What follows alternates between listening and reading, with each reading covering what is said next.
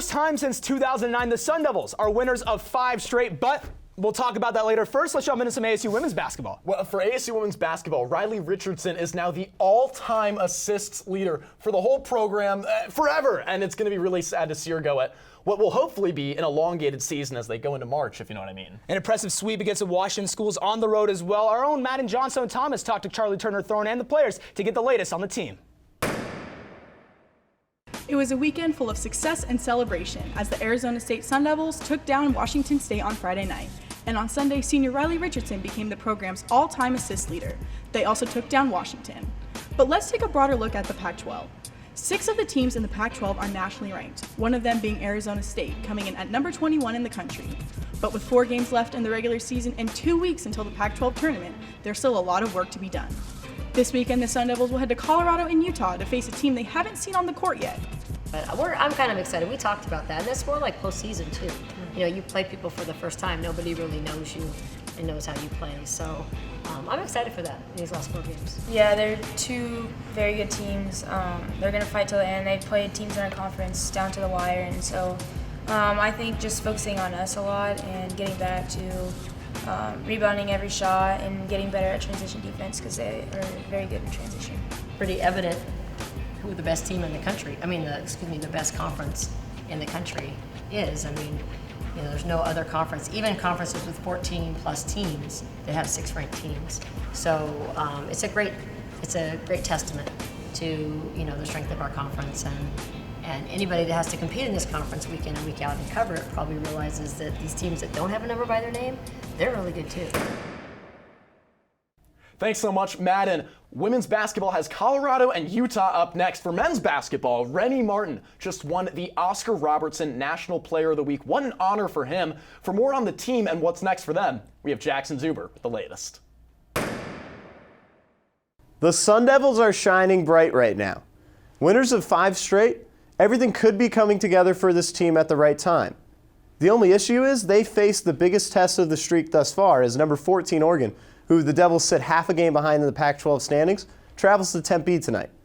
This Oregon team is a chance for the Devils to prove that this hot stretch is for real. We will see if they're going to be able to step up to the challenge. The question is how? Well, the matchup I'm locking in on is the battle between Remy Martin and Peyton Pritchard. These guys are 2 frontrunners for the Pac-12 Player of the Year, and this game will help in deciding it. If Remy is able to outplay Pritchard, not only could the Devils win this one, but he could capture himself some gold. Speaking of gold, that actually brings me to another big factor in this one, and it's ASU's jerseys. That's right, we're on Uni Watch.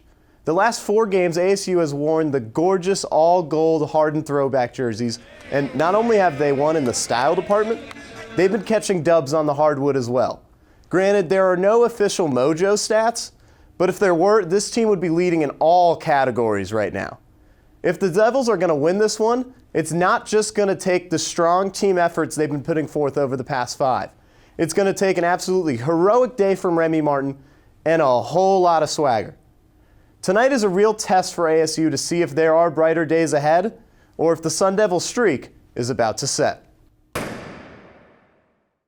Always fun taking a look forward, but now let's take a look back at that 5-game win streak. And for that, we're bringing in analyst Mason Kern. Now, Mason, besides wins, what does this 5-game streak mean for the Sun Devil team? It means a lot, Eric, because this has not been done since February of 2009. I mean, it's a really amazing accomplishment, especially for the Bobby Hurley area. And speaking of Bobby Hurley, he's probably coaching the best that he ever has at ASU. I mean, it stems all the way back to the U of A game in Tucson, absolutely blown out. When they host the Wildcats, they make key adjustments in order to get the victory with the guard-to-guard switches that were giving them real problems early on. That win really spearheaded the next 4 games en route to this 5-game winning streak. Just the amount that he's been able to instill confidence in his guys. Kamani Lawrence, someone who really was struggling at the onset of this year. The fact that he's been able to kind of out-coach his opponents has been a real factor in this 5-game winning streak, and it's astronomical in terms of the impact it's had on the program. Now, besides Bobby Hurley, has there been a specific catalyst for this team? Yeah, and I mentioned Kamani Lawrence, just his consistency and everything that he's been able to do throughout this win streak. A lot of people would think Remy Martin, and obviously he's in contention for Pac-12 Player of the Year, which we'll talk about. But I really think it's been Alonzo Verge. One of the main things that Bobby Hurley has done this season is shift Alonzo Verge out of the starting lineup to the bench and move Mickey Mitchell to the starting rotation. They're undefeated in the throwback unis, and they're undefeated with Mickey Mitchell in the lineup. So that's been an instrumental factor. And Alonzo Verge scored 30 points per game in the JUCO ranks. He gets buckets at will, really. Struggled in his transition to Division I college basketball, but really now is in a groove, has an opportunity to survey the court, and then when he gets on the court, I mean, it's literally, he's a certified bucket getter. He gets buckets whenever he wants. Prime example is the Cal game. He subs into the game, first possession he scores. So Alonzo Verge Jr. has been an amazing impact on this program. Now, you mentioned it earlier, Pac-12 Player of the Year. Let's take a wider look at the conference. Are there any front runners so far? Yeah, definitely. We're getting into the final stretch of the conference for sure. And when you look at ASU, I mean, Remy Martin's got to be in that discussion, especially just because he's willed ASU to so many of their victories on this 5-game winning streak to this point, and really throughout the season as a whole. He's the Pac-12's leading scorer in points per game right now, just 0.1 points ahead of another guy, Oregon's Peyton Pritchard, who also is in contention for Pac-12 Player of the Year, in my opinion. He was in contention for National Player of the Year at the onset of this season, and it's all about winning, Eric, and winning at the right time. Because you look at Colorado and Oregon, those are two teams who are at the top of the conference. Colorado won early and kept that consistency up to this point. Mikhail Wright, for them, their guard is definitely in the running. And then you look at USC, Onyeka Okongwu, one of their forwards, definitely one of the premier players in the Pac-12 and someone who I can see winning Pac-12 Player of the Year. Well, the end of the season is almost here. Blink and you might miss it, but unfortunately that is the end of our segment. Mason, thanks for coming on as always. We appreciate having you on the house. Bring out the brooms. For the first time since 2009, the Arizona State men's basketball team has won 5 Pac-12 games in a row. Sometimes it's easy to forget we're in 2020, and 2009 was actually 11 years ago. A gallon of gas cost an average of $1.89.